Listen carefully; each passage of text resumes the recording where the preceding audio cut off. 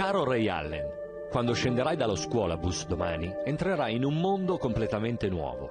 A volte avrai paura, a volte penserai di non essere all'altezza, ma ti presenterai ugualmente ogni giorno al lavoro. Manderai per aria più di 26.000 tiri e quasi 6 su 10 non entreranno. Te l'ho detto che questo gioco è un figlio di buona donna. Non preoccuparti però, un uomo di successo è fatto di 1.000 fallimenti, o nel tuo caso, di 14.000 tiri sbagliati.